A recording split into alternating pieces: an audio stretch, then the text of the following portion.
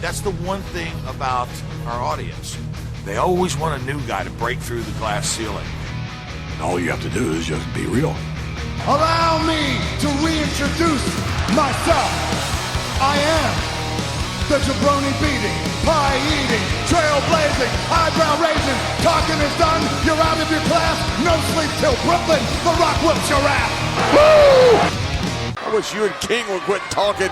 All right, welcome to Around the Ring, episode 77. It is December 26th, the day after Christmas, 2016. I'm one half of your host, Dave Brown. I'm joined with, as always, by Floyd Johnson Jr. How you doing, sir? I am doing well. Had an amazing Christmas. I hope everyone out there had an amazing Christmas or whatever holiday you celebrate. Agreed, wholeheartedly. So this week we are going to do our final batch of top 5 looking back at 2016. We're going to go over our top 5 wrestlers, both men and women of the year, and our top 5 announce/commentary teams. And we're also, before we get into that, we're going to talk about what all went down this week and give our thoughts on Raw, SmackDown, 205 Live, NXT. And I have to admit, I did not get to see a whole lot of everything. I saw little bits here and there. I saw all of NXT because that's the one show of anything. If I'm gonna miss, but there's something I'm gonna watch, I'm always gonna watch NXT. I saw most of Raw, and then I saw all the highlights of everything else. So what'd you have? What'd you want to start with? You want to do? All right. You know, we like to start at the beginning. Start with Raw. I feel like this week, and I don't know if it was the holidays, just overall was a very average wrestling week as far as the show.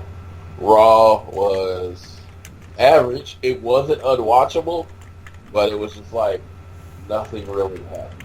It was like that you didn't expect. It was funny. The biggest thing I took away, not just to give it up to myself, but just how predictable the Raw product was.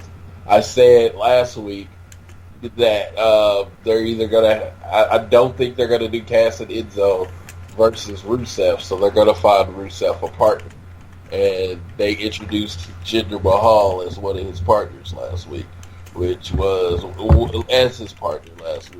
thought was shocking in its predictability because it was just like, wow, really?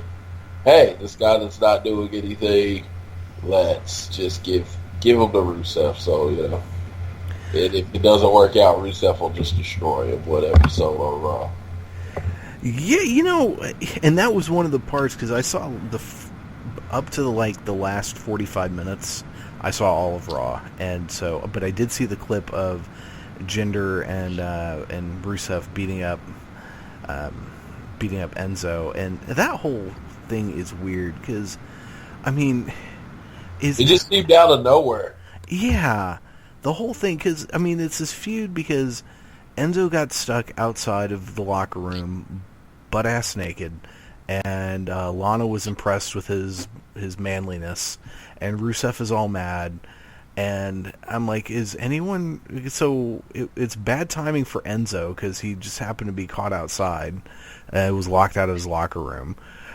And then, is Rusev really in the wrong for being mad at some dude showing his junk to his wife?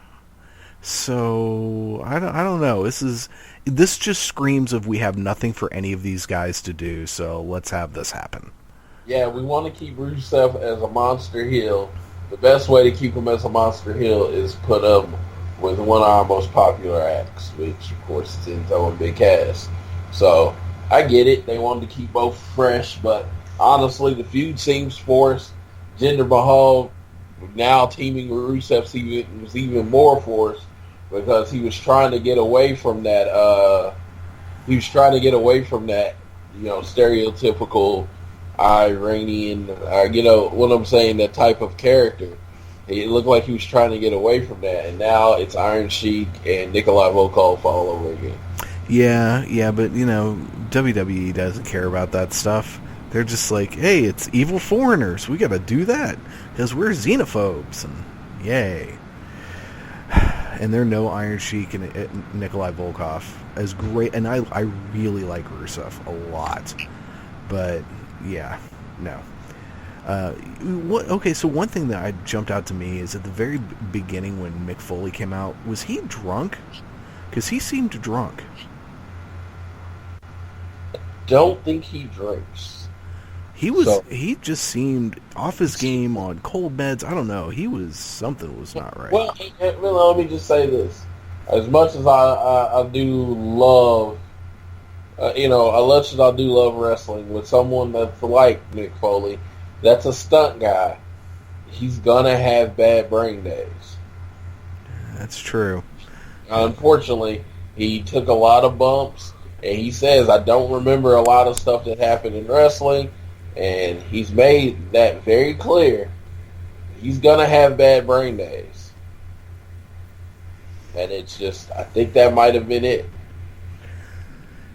Yeah. So, another takeaway I got from this is, at least the part I saw, this, with the exception of a few moments here and there, this crowd sucked. They got lively for Cass and Enzo. They enjoyed watching Braun Strowman destroy stuff, and they liked the New Day. I enjoyed watching Braun Strowman destroy stuff too. I mean, this is his best character. Let me say that. This is his best character, and I think it should be the character for a very long time. I mean, somebody's going to finally beat him, but, I enjoy this unstoppable, he's basically the mountain off of Game of Thrones right now. Yeah, he's awesome. I loved the way he so easily tossed Sin Cara through that tree and presence. That was fantastic. Yeah, Sin Cara is one of the heavier cruiserweights. When they said he was going to be on the 205, I was like, I don't think he's 205 because he's kind of taller and thicker. But he tossed him like nothing. And I don't even know if they're keeping him in the cruiserweights. I think that was like a 1 week thing. Yeah. Yeah. That was awesome. And I did see the clip of him destroying Roman Reigns and Seth Rollins, and that was quite enjoyable. Yeah, it was kind of cool because KO and Jericho just kind of got out the way and just let him do his thing, and then they fed him. They fed Roman Reigns to him, and it was kind of cool. Like, you thought it was funny when you beat us up. Here you go.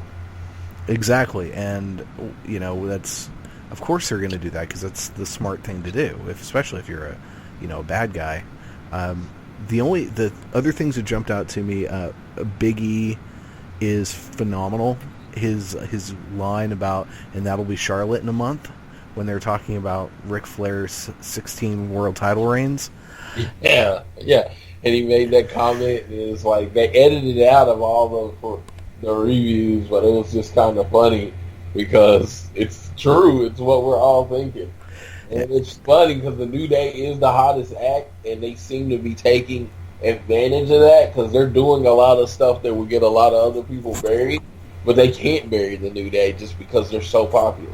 Right, and apparently he got some heat in the back for that. That was an ad-libbed thing, and he just off the cuff, and he got some heat for that, which is stupid because the crowd reacted. This was a dead crowd, and anytime you can get a dead crowd to react is great.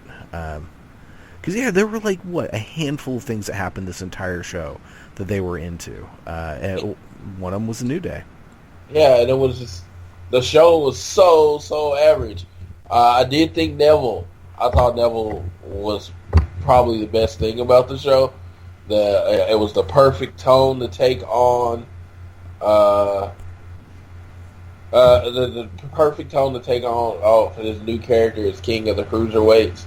He comes off as very unlikable, which for me, since I'm a heel guy, it makes him likable. But he just came off, he said everything that a little guy that thinks he's better than being a little guy should say. And I thought he did a really good job. I understand Neville is one of those people I've never liked at all. So to say this, he is now as a cruiserweight where honestly he should be. I'm not taking any credit away from him, but his style is not like a Daniel Bryan's or a Rey Mysterio type style where I actually buy beating a heavier dude. So when he hits the red arrow, it takes so long to set up. I've never said. I've always said if he gets to a bigger dude, I wouldn't buy that. So it's a very Man, he had John Cena dead to rights with the red arrow. If it hadn't been for Rusev. I don't know. I know some people will find this ridiculous when I say this. Have you ever just did one Mississippi, how long it takes him to get off the red arrow? Oh, it takes him a long time. Yes, and that's the whole thing. I don't buy it. Unless he's laying him out with a chair shot or something before then. I don't buy someone being down that long for him to get that move off. Normally it seems to happen after he's hit a couple bigger things. He does it like all the cruiserweight. He did that little kick to the head. If the kick to the head knocks him out for 8 seconds, why don't you just pin him? Man, stop trying to bring realism to this. I want to suspend my disbelief. Yeah, I do want to suspend my disbelief, but it takes so long that I can't. I've seen there's moves that take longer to set up. And there are moves that are ridiculous. And I pop for the worm and the cobra and all that kind of stuff. Because, I understand they're ridiculous, but of course I suspend my disbelief. It's fun for me, right? But it takes so long. It honestly kills the momentum of any match for me. Sometimes he's able to do it faster than others, and I think the problem is it's a really dangerous move. Absolutely. And I understand why he does it, but it feels like he should have a secondary finisher. Oh, yeah, especially now that he's a heel. Yeah. He needs a secondary finisher, and he needs to only bust out the red arrow on special occasions. And that would be fine with me. I just need a secondary finisher. Because it takes so long to set up. It's just like, why did you just pin him? Yeah, agreed. So I'm trying to think what else. There was in the tag team match with the New Day and Cesaro and Sheamus, there was a moment where I don't know if it was Primo or Epico. I get this. I just don't know who is who on those. But one of them looked like he was setting up for a J Driller, and then he did some thing where he dropped the guys on his face on his knees or something. It was just brutal looking. I was like, "Whoa, that's awesome!" And go for it. Oh no, it was a great move. I still have a hard time believing anything those two guys do because they've been jobbed out so bad for so long. But that was a cool move. Yeah, and that's the big thing with them is that people forget a lot of times that they are colognes. They come from a wrestling heritage. They are really good wrestlers. The reason they can get buried so well and still stay on the company is because the company loves to keep great wrestlers. I think they realized how big they would be on the indie scene. If they did some kind of thing with Carlito or against Carlito, I think it would be big on the indie scene. So they keep them under there because they're really good wrestlers. And if you ever need to elevate a team just to lose to your champions for a month, you could do it with Primo and Epico. That's true. And again, they are really, really good in ring. And in a way, I would love to see what they would do in like a New Japan or a Ring of Honor. As I think it would open people's eyes and it would freshen them up if they could get a run on the indies for a while and then come back in a year or two. They might actually be believable as serious threats, but because as of right now, no one will ever buy them being tag champions ever. It just won't happen. Yeah, I wish WWE and New Japan would develop some type of working relationship there, and because I think it would help. Not something that they announce or whatever, but something where you see wrestlers, go over to Japan and let them stay a year. Let New Japan use them for a year, build them or not build them, or do whatever they have to do, and then they come back and they went to Japan to get their skills up, to get better at what they do. And then you can come back, and because they've been gone for a year, you can push them now as they got better, and quote-unquote got better while they were gone. Yeah, agreed. Did you have anything else from Raw?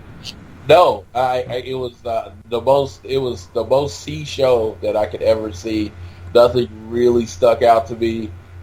Everything that happened, you kind of just saw happen. I thought the Enzo sensitivity training thing was okay as far as funny. I thought the lady who was playing the character did a pretty good job, and of course Enzo's natural personality came out. But other than that, it was a very forgettable show. Yeah, agreed. Now, do we want to do, since we were just talking about the cruiserweights, you want to go and do 205 Lives next? Yes, Okay. and now 205 Live is starting to get its legs under it to me. I agree. There were less people that had left for this one. This one was, I'm pretty sure, was taped after SmackDown. But the arena was not as empty as it had been a couple weeks ago. I'd still prefer them to tape it before SmackDown, because I think you would get better reactions. But yeah, it is getting its legs under it. Because as far as the storytelling wise, with the Noam Dar Cedric Alexander thing, you have, of course, a feud that it's about a girl. You get Alicia Fox out on TV, and it's about she's pretty. You keep her out there. You keep her busy with the whole Cedric Alexander Noam Dar thing, which works out. And you can see Alicia Fox turning on Cedric or not turning on Cedric. You can see it going both ways. And then you have the Jack Gallagher Navarre situation. They've really done a great job getting Navarre over right now. He's doing a really good job as a wrestler, and he's not playing that generic character. He's playing a very prideful man, but he's not playing the generic character like his brother did. And I think Jack Gallagher is fucking hilarious, just amazingly. His comedic timing is really good. Yeah. How he plays the character, I find myself laughing to myself quite a bit. I do too, and I thought Daivare's promo after the match was actually really good.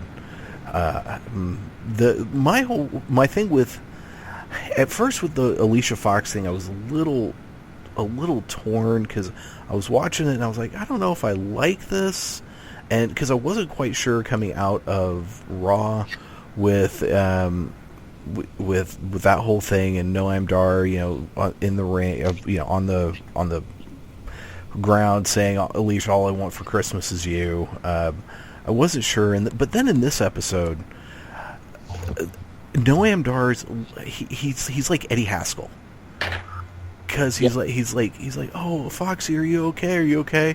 Then he looks up at Cedric and gives him that evil grin, and that's the best part. I think Noam Dar is like subtle. Like, he's like, oh, I'll take care of you, baby. I'll take care of you. Then looks at Cedric and gives him the, like, yeah, screw you, buddy. Look, I think is great. I'm using her to get to you, but I'm not going to let her know it. Right. But then they had to go and make Drew Gulak come off as a sexist, and I thought that was kind of stupid. Even though, he looks, bless his heart, the guy looks dumb. I'm sure he's not, but he looks just kind of like a lumbering oaf. And so, yeah, his whole, ladies don't belong on 205 Live. I'm like, what, really? Because I'm pretty sure there are a couple of chicks at least in the locker room of all of WWE that could kick your ass.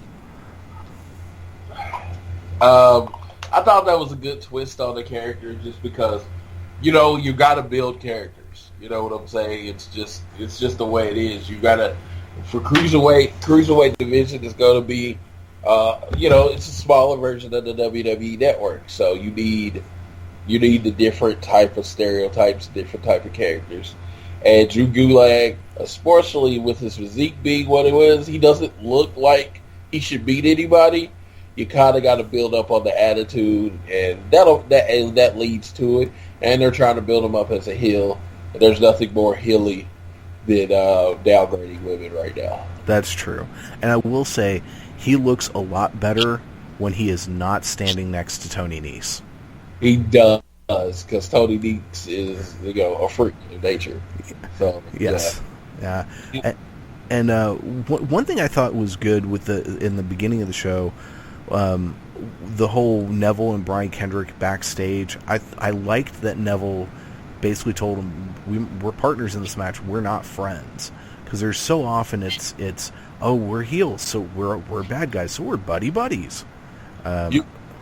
You will see this is the second reference to this, but it seems like it's kind of a Game of Thrones type situation. And I say that because Neville very much comes off as Littlefinger. And I mean, not the other person. I'm sorry. Kendrick comes off as Littlefinger, manipulating everything. I'm going to let you take out these people, but eventually I'm going to be king. And then Neville is very much the warlord. He is very much, I'm going to take this by force type of guy. And they're definitely playing Kendrick up as the mastermind that is trying to play everyone against each other because he sees Neville as the biggest threat. Yeah, good call. I need to watch Game of Thrones. I still haven't watched that. So you have anything else on 205 Live? Much TV as you watch, you haven't watched Game of Thrones. That is a shame. It is. It's like someone got me to watch it. Let me just say this. I'm not very much ahead of you. Someone got me to watch it last year, and it seriously one of the best TV shows I've ever seen.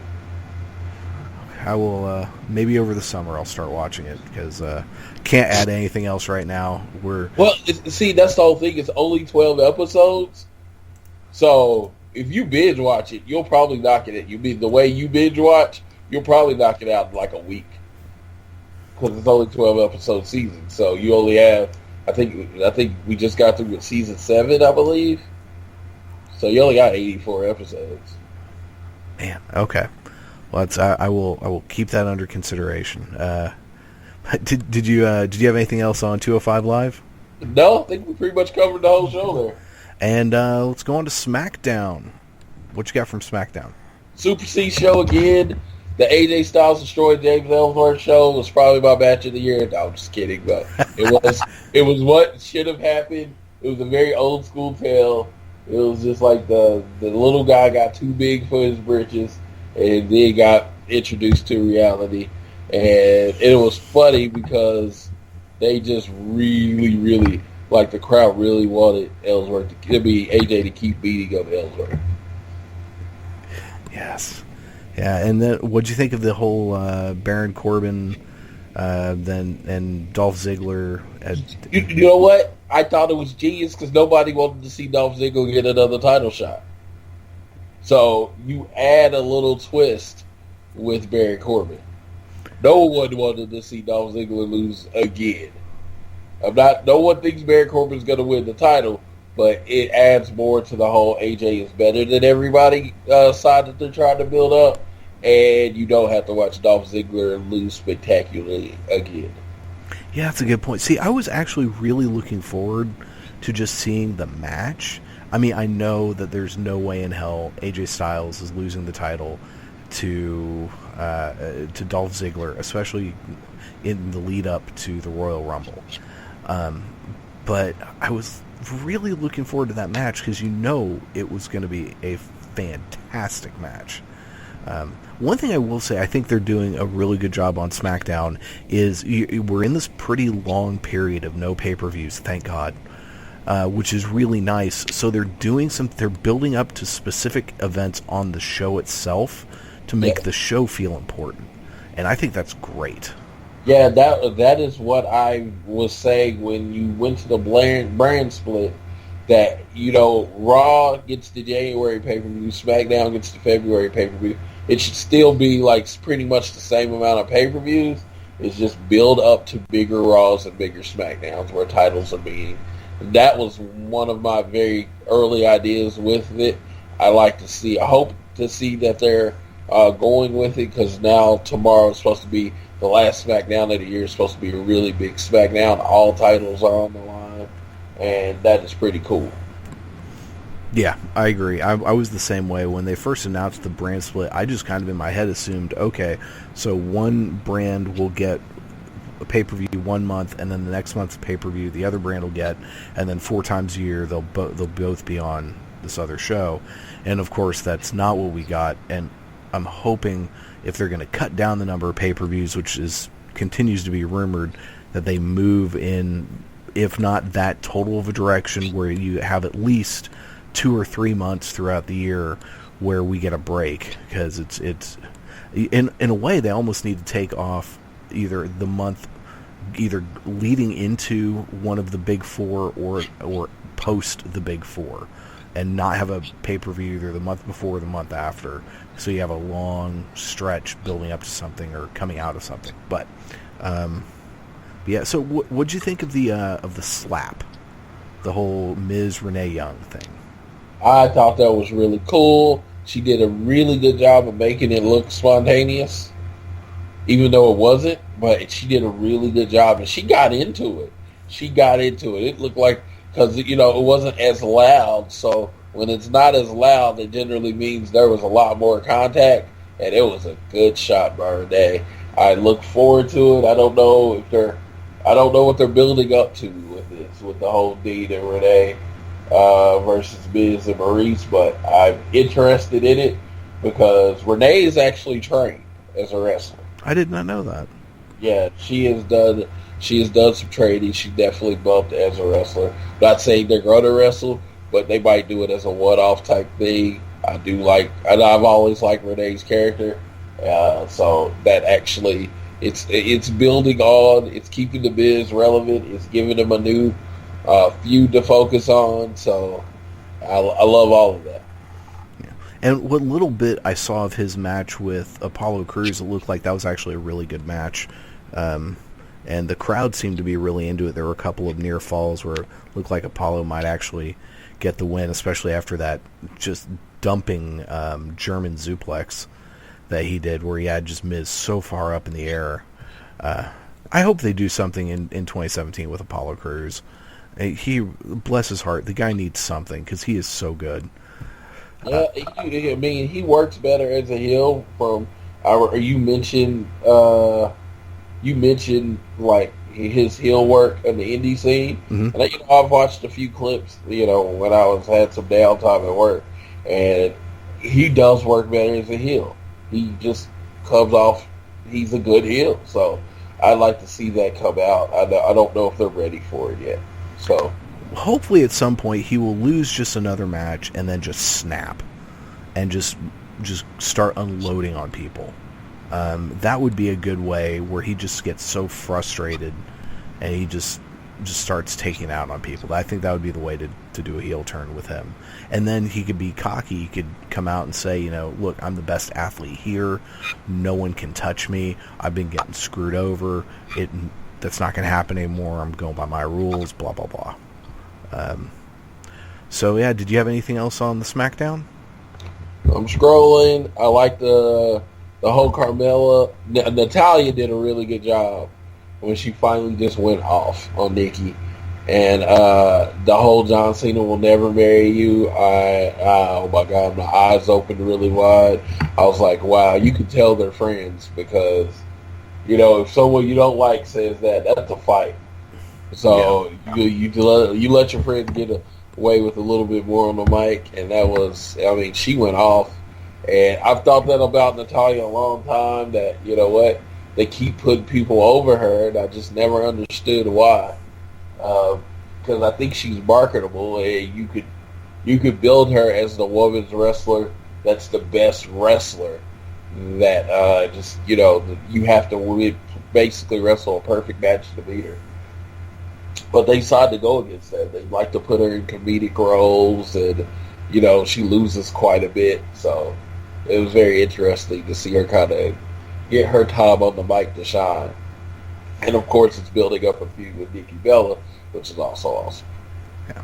She was really good when she was coming out with Tyson Kidd and Cesaro when they were the heel tag team champions before the crowd turned them face because they were so damn good. Yeah. She was really good in that role. And she wore the dominatrix type.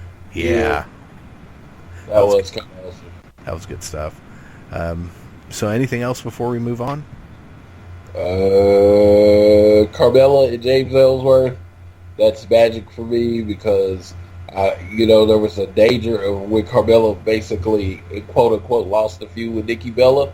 There was a danger of her getting just, lost in the shuffle. But now they're going to do a thing where she tries to manipulate and use James Ellsworth to stay relevant. I think that's a perfect role for her character right now. Well, I'm definitely looking forward to what comes this week with SmackDown. It was, I think, especially on the two main shows, you can definitely tell that this was pre-Christmas. They were all kind of phoning it in. They probably just wanted to go home and be with their families. And this is a case where this probably should have been a Clips best of the year episode, maybe week. Yeah, and they don't do that anymore, but that would have been the perfect week to do. Yeah, exactly. Well, let's go on to the one last show of the week that we both watched, which was NXT. Basically, this show completely revolved around the main event, which they gave a good 30 minutes to, including entrances. But Ty Dillinger taking on Bobby Roode, Andrade Cien Almas, and Roderick Strong in a fatal four-way elimination match for the number one contendership for the NXT Championship. I really enjoyed this. I thought this was a hell of a match. I thought this was an amazing match, and I think everybody got over. It highlighted everyone's skills. Cien Almas, I'm becoming more of a fan of his, because he seems to be getting the WWE crowd more and more every week. Roderick Strong is just a great wrestler. I mean, he just knows what the hell he's doing, and it's just, he comes off so smooth. It's so natural that you forget how good he is sometimes, because it doesn't look like it's very difficult for him. Ty Dillinger, perfect fan favorite.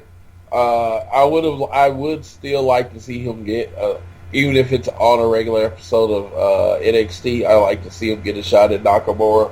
That would be cool. And then, of course, glorious Bobby Roode.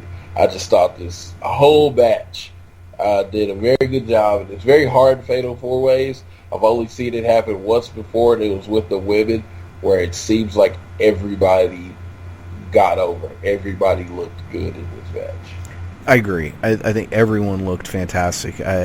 I was really shocked when Ty Dillinger got that pin on Roddy. I thought for sure it was going to come down to Strong against Bobby Roode, but it worked. And Roderick Strong, or I'm sorry, Ty Dillinger and Bobby Roode have a fantastic chemistry together, and Dillinger bumps so well for Bobby Roode, and you're right, the whole thing, all four of them look like $1 million at the end of it. Andrade Cien Almas is really, as a heel, is so much better. He's getting his facial expressions down, because after years of just having to do stuff behind a mask, it's starting to click and starting to come together.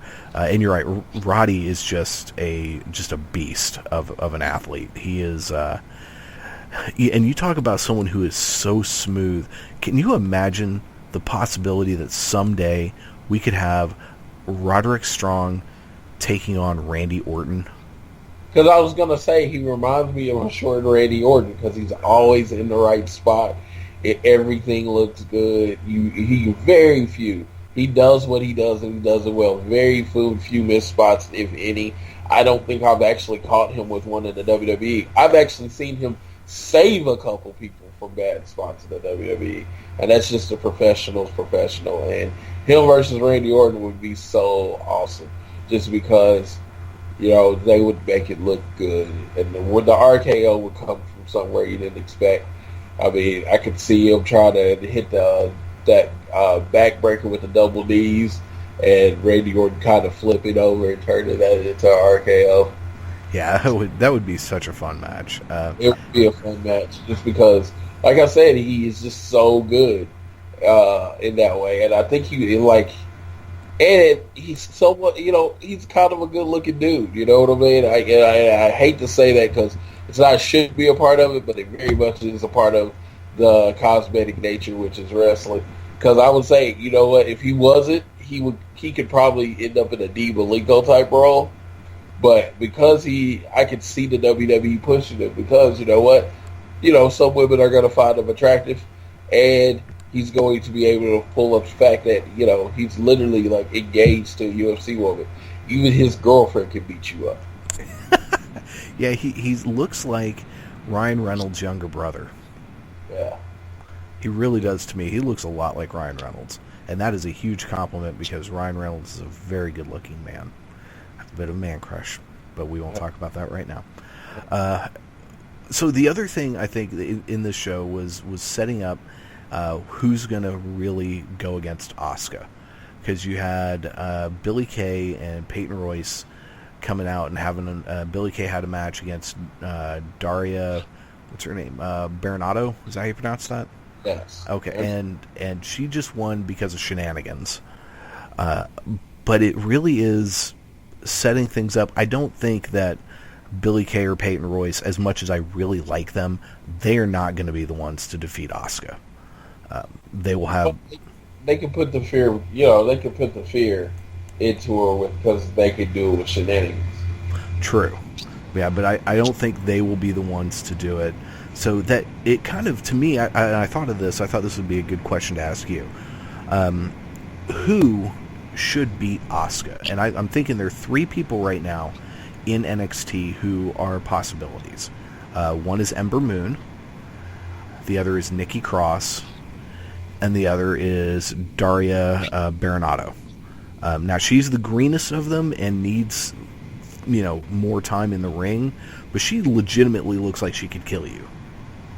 And I think she'll be the person eventually, but I think it's Nikki Cross because first of all, wrestling wise, she's amazing.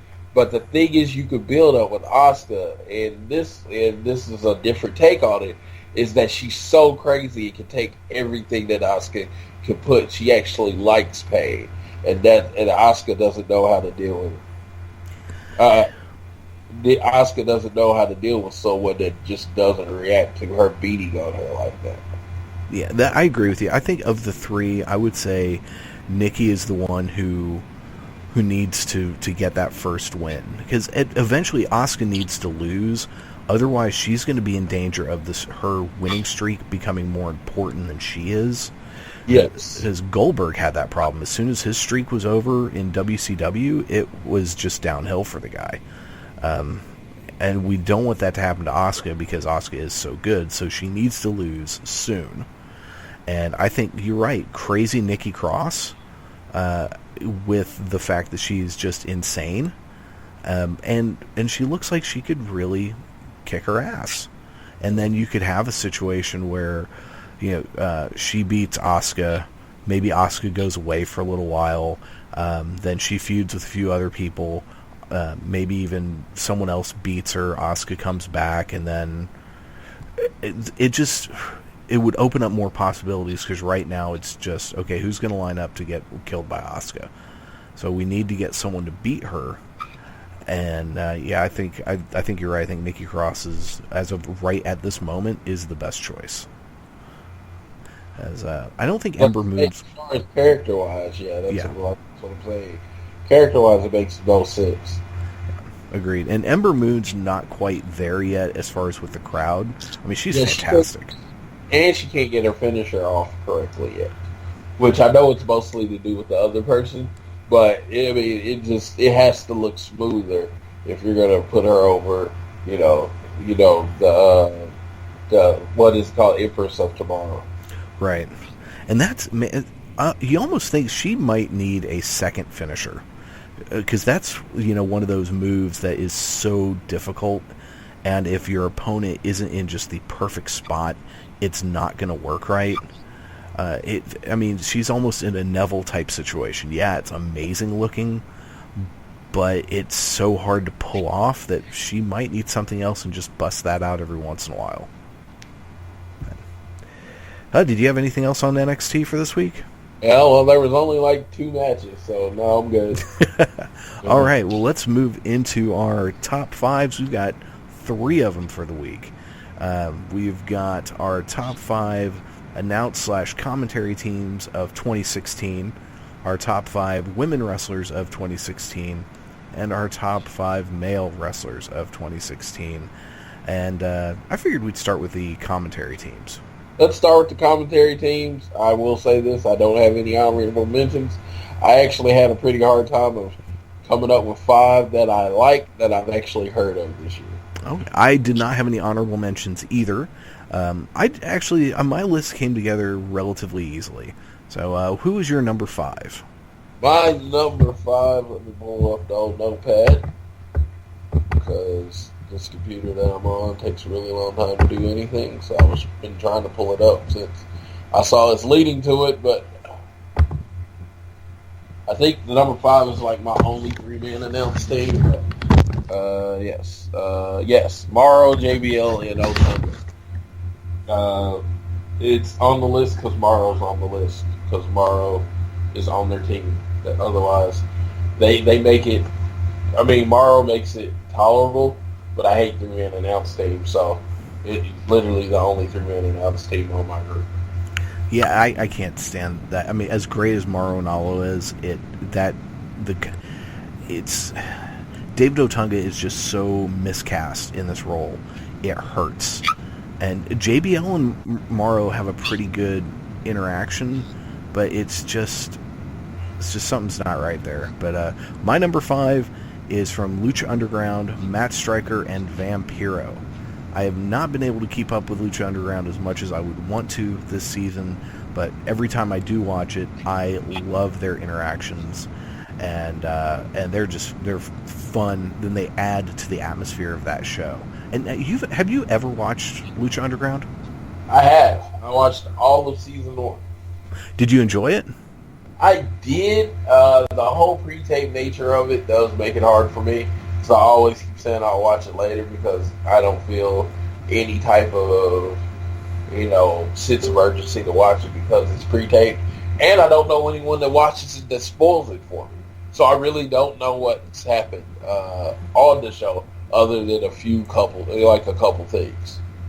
Like, I could go watch it all the day and I wouldn't feel like I've heard anything other than just like a few aspects of it. Yeah, one of the podcasts I listen to every week reviews the episodes, so I kind of have a feeling of what's going on. But there's no real sense of urgency in watching it other than it's a really good show. And at some point, you're just drowning in stuff to watch, and you just decide, well, that one goes by the wayside right now. And that, for me, that was Lucha Underground. What is your number 4? All right. When they're together, I think it was only one show, but it was Mauro Ranallo and Corey Graves. I think they have a really good chemistry. I'm a big Mauro Ranallo fan. As you can see, honestly, he's already on the list twice, and it is not the last time he's on the list. So Corey Graves plays this amazing heel character, and it's honestly, it's not even heel. It's heel-ish. Because he does, but there's some heels he can't stand. It's like he has a type of character that he likes, and he sticks with that. Oh yeah, one of my favorite things is him going off on Elias Sampson. Is hilarious. Yeah. So my number 4 is from 205 Live, Mauro Ranallo, Corey Graves, and Austin Aries. Okay. I think the 3 of them together, it's the only 3-man announced team that I enjoy. Because I love their chemistry. Just the 3 of them, I think, work really well together. And you know what? I did put them on my list because it's just been, 4 shows maybe. And I just didn't think that was enough sample size to put them on my list. Fair enough. All right, who is your number 3? Let's go to NXT, Tom Phillips and Corey Graves. Or you could say Rich Brennan and Corey Graves. Pretty much anybody they put with Corey Graves is going to work on NXT because he has the program down, and they basically play a straight man to him who actually gives you insight, and he knows the people, he knows the training around. He was a person there that leads to everything. It adds so much more to the commentating. It's the fact that you did switch from Rich Brennan to Tom Phillips, and no one really could tell the difference. Because it's really about Corey. Yeah. Poor Rich Brennan. Then he got fired. Poor guy. I like Tom Phillips, and that team's actually, you're going to see that here in a minute on mine. My number 3 is from Ring of Honor, Kevin Kelly and Steve Corino, which we're probably not going to get anymore now that Steve Corino is down in the Performance Center training folks. But these 2 guys are so good together.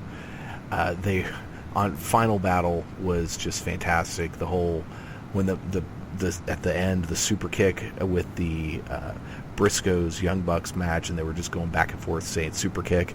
The whole thing was great. I love the two of them together. Well, my number 2 shows how we are of the like mind, because it is Kevin Kelly and Steve Corino. The natural 2-man broadcast group is my favorite thing in wrestling, and they harken me back to 80s with a little bit of twist. Steve Corino uses his past as a super heel and how he's a redeemed father. It comes across in his character, and you know what? He's like, he doesn't go completely against the heels. He's like, sometimes, you got to cheat, so I get that. And Kevin Kelly, time from WWE, he is on the indie scenes the most natural commentator, and he loves Ring of Honor wrestling, and you can tell in everything he says. Great. I don't know if it's too late, but I really hope that they get to do the English announcing of Wrestle Kingdom, which we will talk about on our next week's episode, do a little preview of that. My number 2 is Tom Phillips and Corey Graves from NXT. For all the reasons why you mentioned earlier, they are just perfect together. And the other thing I love is how occasionally, and he's not even there, they will just rag on Byron Saxton. Yeah, it's like, don't compare me to Saxton. And I like Byron Saxton. I think he's one of the... I think him and Corey Graves on Raw they actually make Michael Cole almost tolerable. But I enjoy Byron Saxton, so that's my number 2. Who do you have for your number 1? Number 1 it was a short period of time, but they were so much better than everybody else in it that it's just remarkable. And I hope if they do the Cruiserweight Classic again next year that it's the same too, because they just added, it was done so professionally. I gotta go with Mauro Ranallo and Daniel Bryan. They were just amazing in the time that they had. And it was just, it was like, even if I didn't want to watch the matches, I would watch it just to hear them call the matches. And again, great minds think alike. My number 1, Mauro Ranallo and Daniel Bryan from the Cruiserweight Classic. They made everyone else look bad by comparison. They were so good. And that's not to take anything away from any of these other teams, but they were on such a different level, especially for WWE commentary. They were just on this unbelievable level, and the enthusiasm that was just, you could tell from Daniel Bryan, he was just so excited to be there. And you could almost tell this was like the first time he'd been excited about wrestling since he retired. So yeah, that whole thing was amazing, I thought. And it was like the whole legit sport aspect of it is that it went back to a time where they just treated it like it was a legit sport. This person was better than this person. This person had worked on this in-ring style. This is one of the best people in the world. It harkened me back to pretty much the 80s with the 80s, early 90s with the Crockett Cup. It definitely brought back to that it was just all about being the best in the world, and I loved it. Yeah, agreed. It was so good. And the other nice thing is it was so un-WWE in the fact that they were just straight up talk about other promotions. They name-dropped damn near everyone that you could think of. They name-dropped, Ring of Honor, Evolve, New Japan, Progress. I'm pretty sure they talked about Noah at one point. It was just so refreshing. It's so different. And I loved that the Cruiserweight Classic was excellent. So that is our top 5 announced teams of 2016. So let's go ahead and move on to the women wrestlers. You know what? I was going to make this idea. You know what? In honor, I feel like this was the year of the woman. I think we should do the men and the women should be the main event. All right, I like it. Let's do it. All right, top 5 male wrestlers of the year. Do you have any honorable mentions? I have 3 honorable mentions because honestly, I think as far as in-ring work, this might have been one of the best years for wrestling in a long time. My honorable mentions are Seth Rollins, him coming back from injury, winning the title, even kind of doing this face turn that hasn't been a real face turn. He's still the same guy. Sorry. Bless you. A little allergy problems. So Seth Rollins, Dean Ambrose, from the match with Brock Lesnar at WrestleMania, which wasn't that great, but you could see he was trying to do everything he could. The interviews, his first title reign, he was the face of SmackDown going into SmackDown. He has, let me say this, he has let me down because I thought some matches should have been better. That's why he didn't make my top 5. But he's done really well this year as he's taken that next step to elite level. And number 3 is the face of TNA Wrestling, Jay Lethal. He held both belts. You mean Ring of Honor? I mean Ring of Honor, sorry. No, my brain. Ring of Honor, Jay Lethal. Lethal interjection. He's had an amazing beginning of the year. Up into getting the title up, he did it in such a well. They told a great story of him giving the title up. A very long reign. Like I said, he was everything when it comes to Ring of Honor wrestling. He might be the best wrestler in the world. All right, I've got 4 honorable mentions. I had more, but I pared it down. So my first is Adam Cole, being the man who dethroned Jay Lethal. And joining the Bullet Club and even doing the Mount Rushmore thing in PWG. The next I have is The Miz, just for his mic work, and in the last 6 months, he is just, for me, I was someone, when I got back into wrestling, I thought he stunk. I just thought he was nothing. I didn't understand why they put the belt on this guy ever. And then after WrestleMania, that Raw after Mania, when he won the Intercontinental title, Maurice joined him, and then the brand split happened, and he cut that promo on Daniel Bryan on Talking Smack, and it was like my eyes were opened. I was like, wow, this guy, yes, he is WWE through and through, but he is really freaking good. So I got to give my hats off to The Miz. Next, I've got Chris Jericho. He had to make the list. And finally, my honorable mention, and this one he almost made it onto the top 5, was Kenny Omega, being the first non-Japanese wrestler to win the G1 tournament, and will probably win the IWGP Heavyweight Championship at Wrestle Kingdom here in a few days. He had a fantastic year, so those are my honorable mentions. Who do you have as your number 5? My number 5 was The Miz, for all the reasons that you said. Honestly, his in-ring work hasn't changed in years. He's added a few moves here and there. But how he tells his story, his mic work, which he's only second to another person on my list as far as his mic work, the fact that he does the cross reality. And really, I need to put The Miz and Maurice, because she has elevated him so much on the heel level, and because she was a wrestler for so many years, and they are obnoxious, and it is amazing, and it just works. Because no matter what, he doesn't have to be as good as the other guy, because he has the X factor, which is Maurice. Agreed. Yeah, I couldn't agree more. My number 5 is Finn Balor. He was NXT for the first half of the year.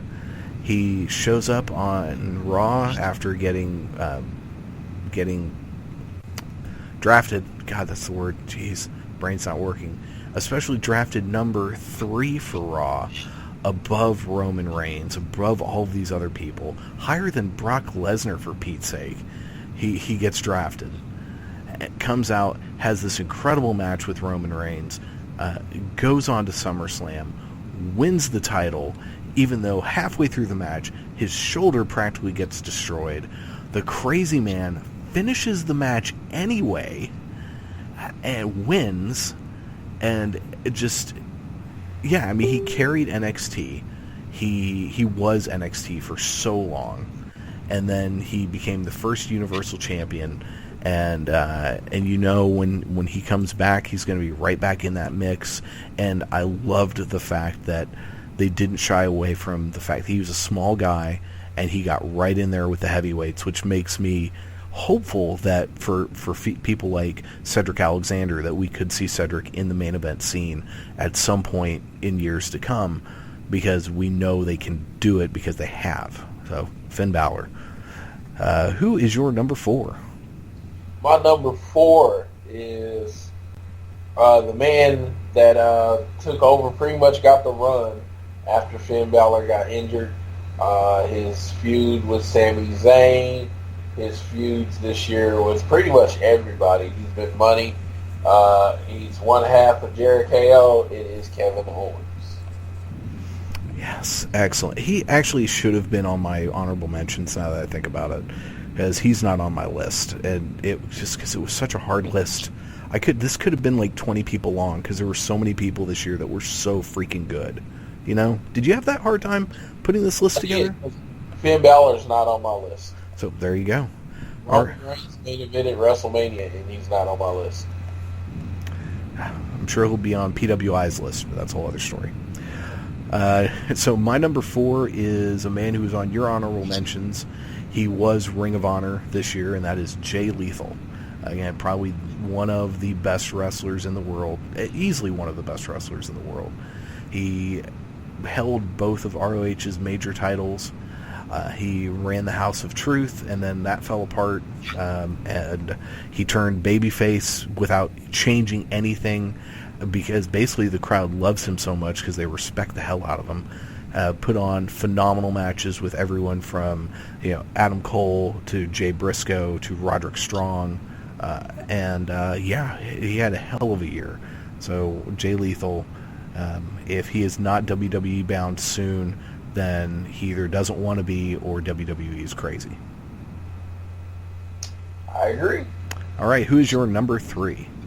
Well, he had to be on my top 5 for the simple fact that out of all the wrestlers that have ever competed in the G1 class, G1, he was the first non-Japanese person to win it. I mean, that's a big step on who he is. The Bullet Club elite. And he's the wrestler that everybody wants, but no one can have, because he's completely loyal to New Japan. It is Kenny Omega. The other KO. The other KO, yeah, good call. Kenny Omega's awesome. He is, and it was like, my respect for him, his in-ring work and everything else went up this year, and they kind of teased that they tried to tease that Oaklamania that he might be there, and I was ready to go freaking nuts, because, like I said, my respect and everything for him has come up as I've seen him wrestle more, and he's just a great wrestler. And I like that he's choosing to, you know, stay in New Japan and really finish everything he has there. Because, you know, that's the whole thing. He's 31, I believe. You got a few years. I mean, it's not like, you know, like NFL or basketball where it's like, oh, you kind of lose your glory years. Your glory years can start at 35 in the WWE. So, hey, take a few years. Enjoy New Japan. Exactly. I mean, hell, some of Ric Flair's most classic matches happened when he was in his 40s. Yeah. And granted, he wrestled in a completely different world and time than what goes on now, but still, just because you're 30 doesn't mean your career's over. His match with Shawn was a classic, and he was in his 50s. Exactly. Well, my number 3 is the broken one, Matt Hardy. And the fact that he's not on my list is very disrespectful to him. I honestly just forgot when I was putting my list together. But he's had an amazing year. You talk about a guy who went from being considered, generally speaking, he was the Marty Jannetty of that tag team, you know, because most people liked Jeff Hardy.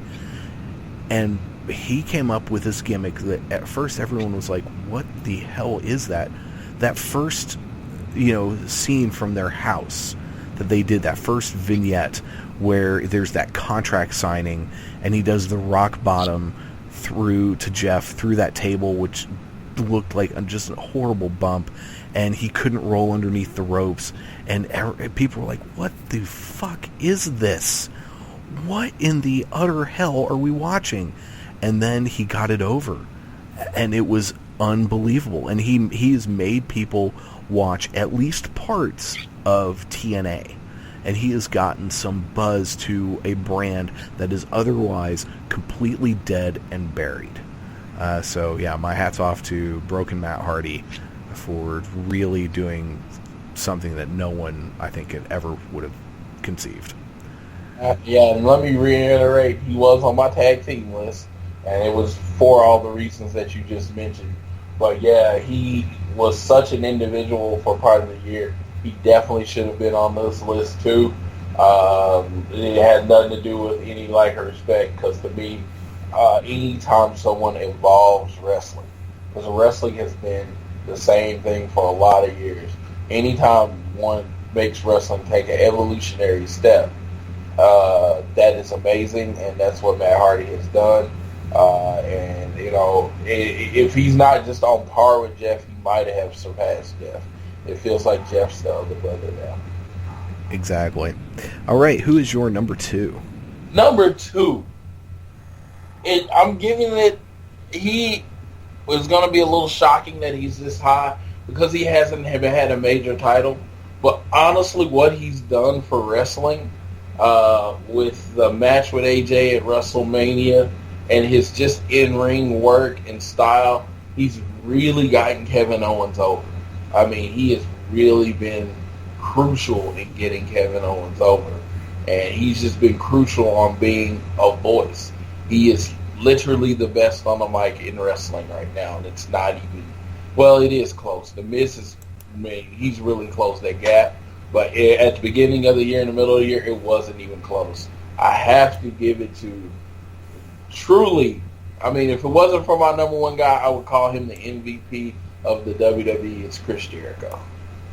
Good call. Yeah, Chris had a fantastic year. Yeah, it was like after being part-time for the last 2 or 3 years, he came back, and this year it was like he didn't miss a beat, and he just got things over his list, and he's putting people on the list, and his emotional type of feud, almost like a relationship type thing with Kevin Owens. It's been really great. Yeah, that list is just, it's the way he says things, like the way he says it, and he does the little point, especially when he gets right up in Tom Phillips' face. That's hysterical. The stupid idiot thing is pretty funny, and that's kind of what started it, is when he would say stupid idiot, and the crowd just loved. Yeah. But yeah, the list, and he gets out the pen, the whole thing going into it, and plus I just love that it's such a little throwback to his early WCW days when he was feuding with Dean Malenko, and his list of 1,004 holds, which the armbar was on there like 10 times. But yeah, he's great. So my number 2 is the current NXT champion, Shinsuke Nakamura. He came in with such fanfare in NXT. He, in a lot of ways, has rejuvenated things. Things have been in this weird transition period, but he has been what has kept the brand kind of going in a lot of ways. And plus, he had 2 of the best matches of the year. One at Wrestle Kingdom against AJ Styles, and then just a couple months later in Dallas at NXT TakeOver Dallas against Sami Zayn. And yeah, he's kind of phoned it in, admittedly, a bit since then, but he doesn't talk a whole lot, and the crowd loves him. All this man has to do is walk out, make some funny faces, do his dance moves, and he's over. Yep. He has this thing, and he's been doing it for years, and he continues to do it.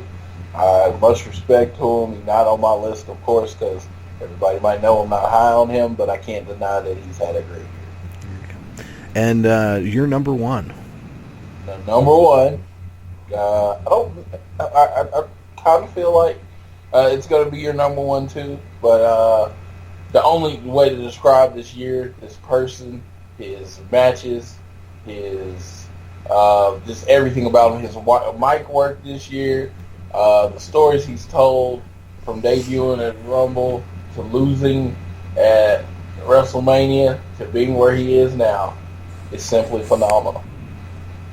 P1, you either P1 or you don't want none. It's AJ Styles.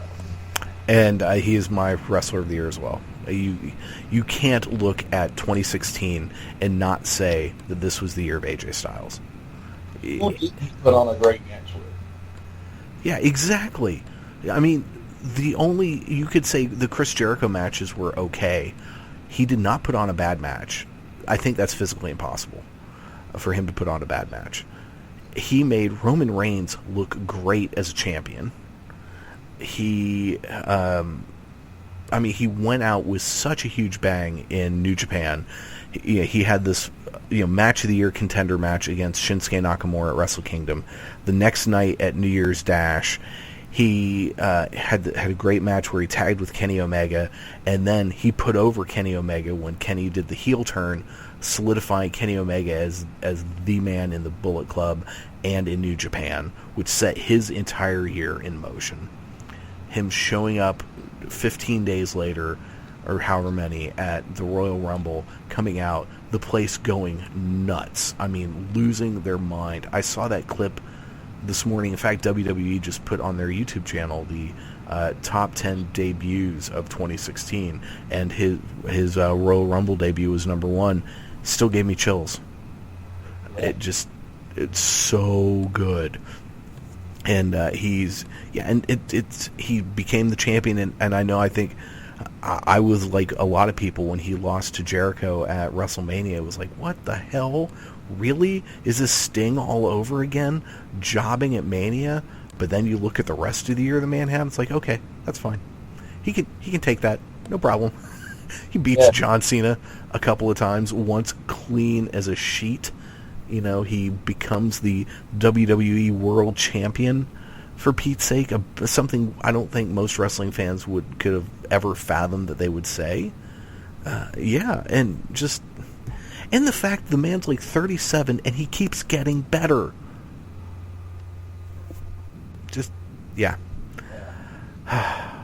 mean, like, if you're modern day Shawn Michaels, it's probably him. Yes. You want to take that mantle of clearly the best wrestler in the world, and they can steal the show at any time. It's definitely AJ Styles. All respect to Dolph Ziggler with the show steal the show as a gimmick, but AJ Styles just does it every week, and it's once he became the main event became the best match on the card. Oh yeah, and he has done a great job carrying SmackDown, and the brand split has done wonders for him, because who knows, he might not have ever gotten a world title run if it was still one title, one show. Is he going to get in there and be able to get in between in the Roman Reigns Seth Rollins show? That's one of the things I think the brand split has done a really good job at, is separating these people out and giving more people more opportunities. Because before, it was just, you knew there was a certain echelon of guys, that, especially the ones that Vince has a huge hard-on for, and it's going to be hard for anyone else to break through that. And now, with 2 titles and 2 shows, tons of opportunities, plus the fact that roster, when you put it together in one show, is freaking huge. I mean, you split it into 2 and it gets thin, but they've got a shitload of people under contract on these shows, a lot, and it wasn't fair to them to have only one major title and one show, and most of these guys getting relegated to main event and superstars. So it's how I got on the brand split, I don't know, but anyway. Those are our top 5 for the week. So I thought next week we could do, since it will be the first show of 2016, we could do our top 5 predictions for 2017. And we're not done because we still haven't done the women. Oh, Jesus. See, I'm tired. I have not gotten enough sleep. And yes, you're right. No, I what your system was: do the women and then do the women's list and then do the men's list. So in your mind, once you get to the men's list, we were done. Yeah. I called the audible, so I feel you. That threw me off. And I'm glad you did, because you're right. 2016 was also the year of the women wrestler. And women's wrestling really came into its own in a way that it might not ever have in the past. Because I remember when we were kids, man, watching wrestling, women's wrestling was not... I mean, there was the gorgeous ladies of wrestling, and that was not real good wrestling. And literally, it was in the middle of the show for you to take a bathroom break. It was go buy merchandise. You go do other stuff while women are wrestling. And like I said, this year has been F the stereotypes. We're going to put on the best match on the card. And they've done it a number of times. They have. All right, so do you have any honorable mentions? I do. One, I have not seen wrestle. I just heard of it, and I just thought it was such a cool, especially with the women's revolution going on. Sexy Star from Lucha Underground. She became the Lucha Underground heavyweight champion as a woman, and she wrestled against men, like regular matches against men, which is very much a step forward. I don't know if it will ever happen in the WWE just because of how highly scrutinized WWE programming is. But the fact that a woman was looked at as on equal level with the men and any organization was a step forward, actually a leap forward in wrestling, and that unfortunately most people didn't know about it was that did suck. Carmella. When they called her up, clearly thought she wasn't really ready. I never thought her in-ring style was up par, but what she has done on the mic, playing this heel character, has been amazing. She's really taken steps forward as far as her storytelling. I think like what they're about to do with her and James Ellsworth, where a lot of her stuff is going to be outside of the ring, is going to be playing her strength. And number 3, she's not like most girls because she's Nia Jax.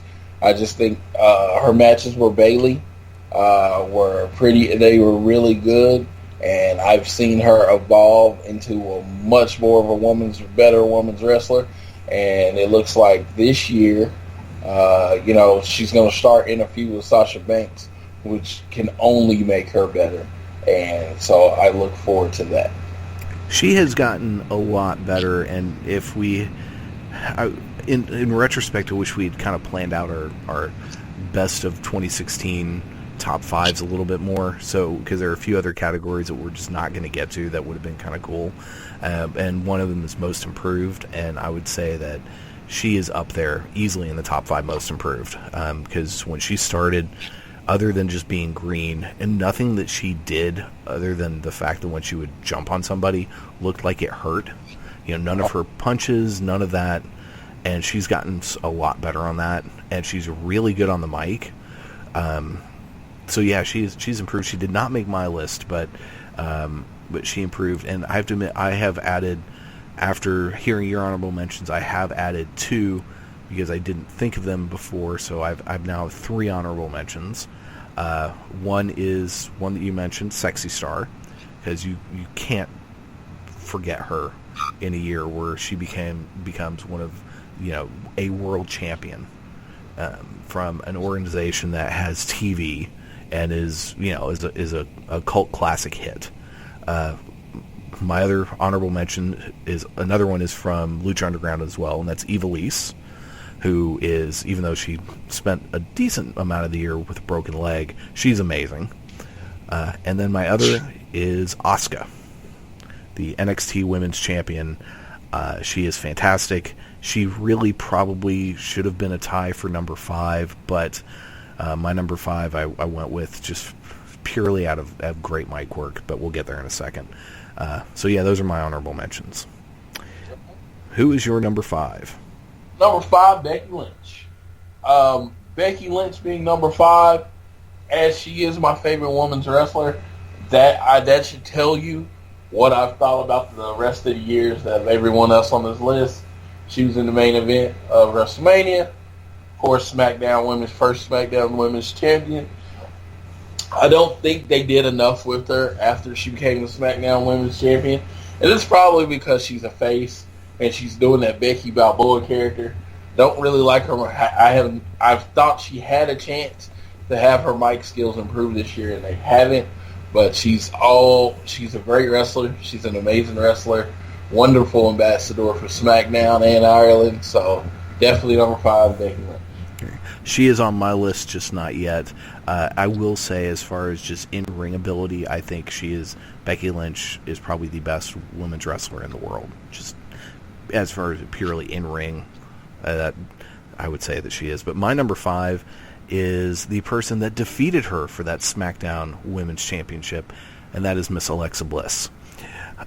You talk about another person who is greatly improved in the last couple of years.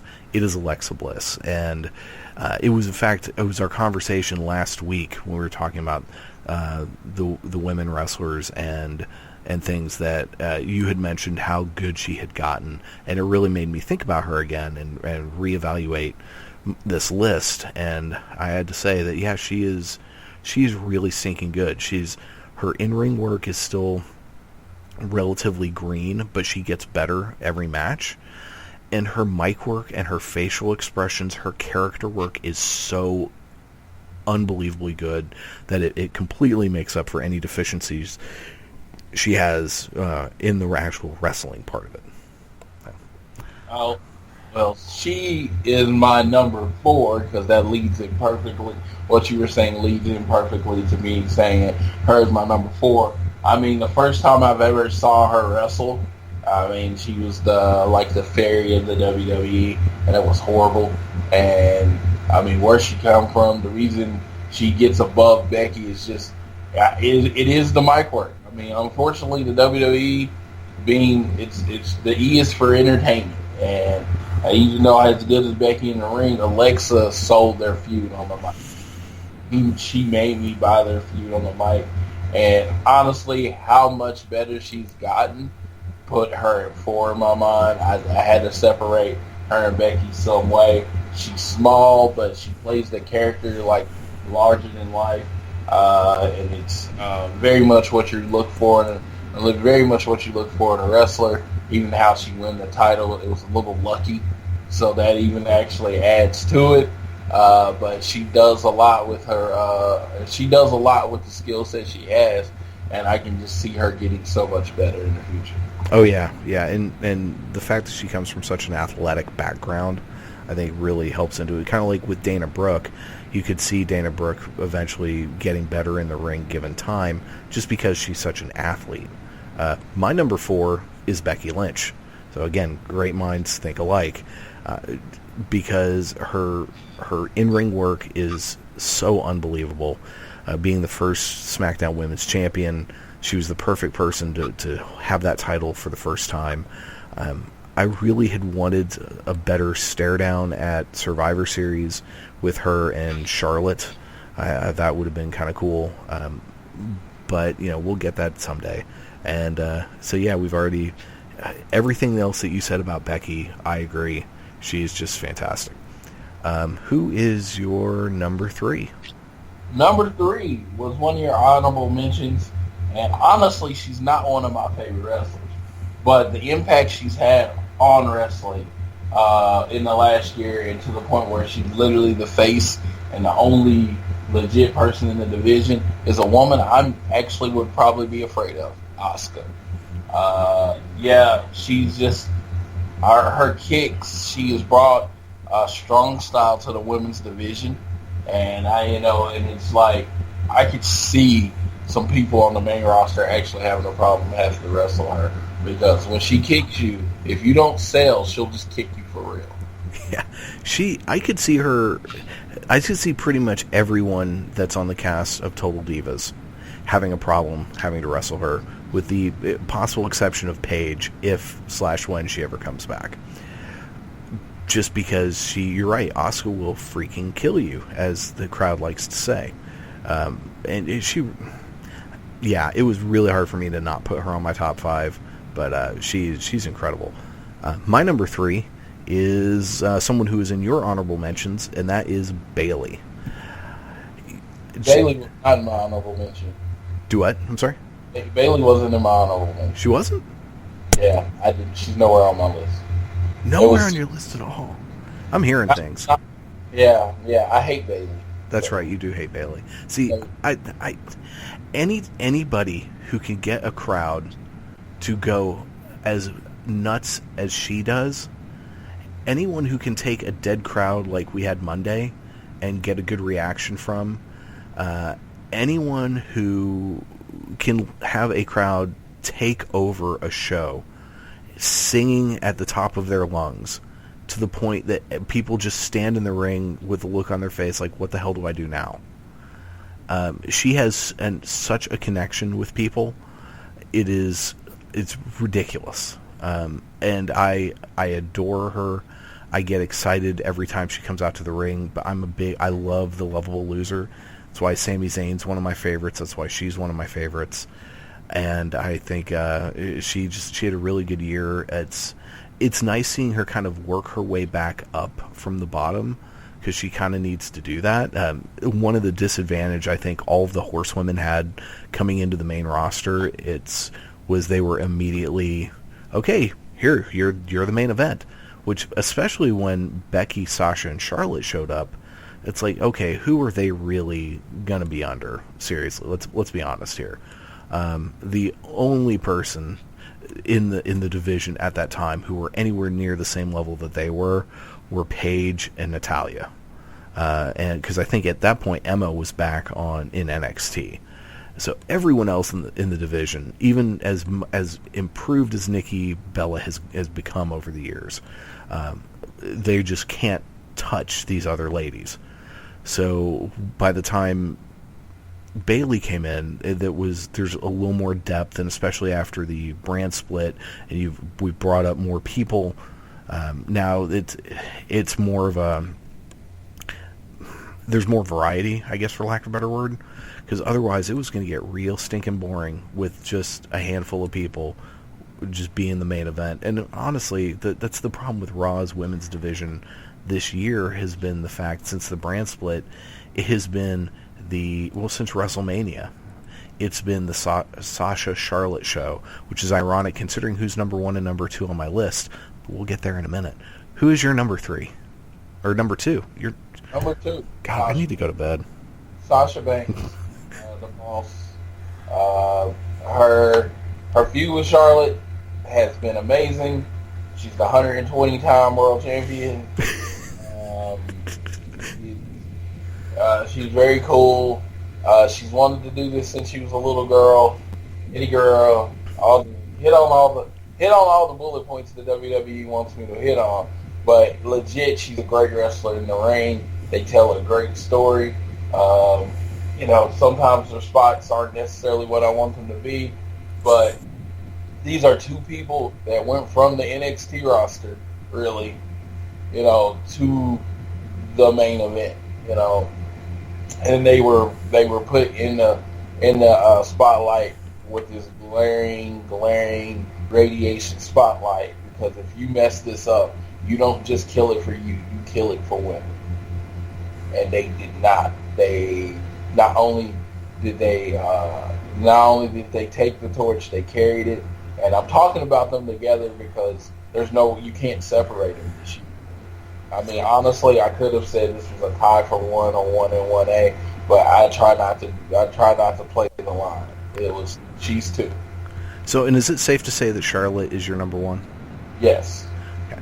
So again, great minds thinking alike. My number 2 is also Sasha Banks, and my number 1 is Charlotte. Yeah, you can talk about them like simultaneously, because pretty much every adjective you can use for the other one. Yeah, their careers are going to be linked forever. I mean, it just like Kevin Owens and Sami Zayn are forever going to be linked, just like Bret Hart and Shawn Michaels are forever going to be linked. Charlotte and Sasha are forever going to be linked. And it's going to be one of those things where they will feud and they will be separated. They might become friends for a while, and then at some point again they're going to feud. And these two are going to feud a lot over the years, and it's going to be great because there are very few people in wrestling, period, that bump around like Sasha Banks. That girl bumps better than, I mean, she's like at Dolph Ziggler level bumping. That's how good this girl is. And Charlotte is just is a specimen. She has a presence. She has gotten so good on the mic, and yeah, it's you're right. They were a huge spotlight was shined on those two, especially coming out of NXT, and they have done a great job, especially this year with everything. And yeah, you can't say enough good things about either of them. It was a hell of a year for women's wrestling, and thank God, because they deserve to finally have the spotlight shined on them. They deserved having main events and pay-per-views, having all of the main events on Raws and SmackDowns, having these major matches. It's about time now. And it's no disrespect to the previous generation, but you have a talent level on the women's roster that really hasn't been there before, as far as, again, wrestling is cosmetic. So you got to say talent and good looks. Because you've had a lot of good-looking, talented wrestlers, women's wrestlers that weren't good-looking, that weren't marketable. Charlotte's the face of the division. She is a beautiful woman. She is very marketable. She is very well-spoken. Sasha Banks, again, you could say the same thing about her. And it's just it had to be the combined view of wrestling, and that's what it is. And it's like they've taken the steps up because they have the people to take the step up with. And that's what I'm saying. It's not just, this is not the WWE giving them something. It is them being so talented that the WWE could not deny it, and them taking the spot. Agreed. And I think, you kind of, in a lot of ways, you kind of have to give Triple H credit for seeing their talent in NXT and giving them a lot of big opportunities, and to the point where I'm sure that was done at least partially so they could come back to Vince and go, look, these are talented wrestlers. These are great superstars. Who cares if they're women? Let's give them main event spots. And so yeah, the whole thing, they work their asses off. Their talent is through the roof. I would say they're more talented than a lot of the diva generation of women's wrestlers that were there, with the exception of probably AJ Lee, who would fit, I think, in well with this group of girls. She would do really well with them. But a lot of the people that she was wrestling were jokes. So, but it is nice. It's really nice seeing this group of ridiculously talented people doing amazing things in the ring. So, yeah, it's pretty awesome. It's pretty awesome what women's, like the leap that the women's wrestling has taken this year. It was my honor to be in Dallas for the triple threat match. Which was a great match, and Lita kind of, at the beginning of the match, taking the belt and kind of passing the torch on to those group of women. It's been very, very, been cool, because I was there for that moment, and I was actually there at TLC when Alexa became the champion. So, two very monumental moments in the women's wrestling I happened to be there for, which is just, it adds to everything. It's just, I can't tell you what I can say proud of these people, because, I think of them as women, of course, women wrestling, very much so, but these people are putting on amazing matches. These group of people are tearing down the house every night, putting their body on the line, doing concussions, broken noses, all that, just to entertain, and they have taken their step, and they deserve their place right now. Amen. Agreed. And that is okay. So that is our last list. I'm not forgetting anything else, right? No, that was our last list. Okay, just making sure. the whole idea of top 5 predictions for next week was actually exactly what I was going to say. But I was going to add this because what's the harm in doing 2 lists? I like to do top 5 things we think we're going to see.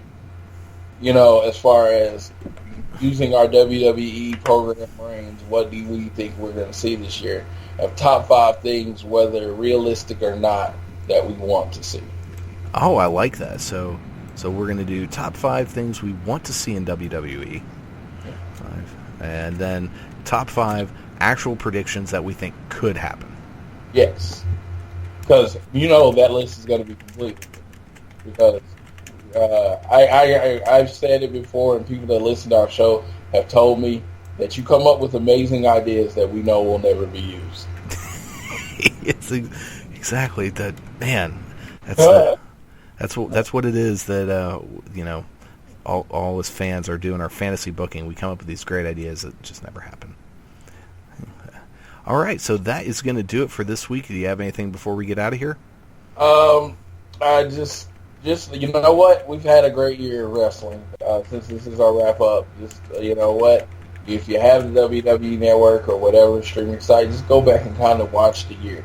We've had some great matches, and as the wrestlers are getting better, they are learning to paint inside the box, which is the WWE, and color across those lines. And we've gotten some good wrestling this year, and they have definitely been entertaining us, and the sacrifices they make every year are not forgotten by me.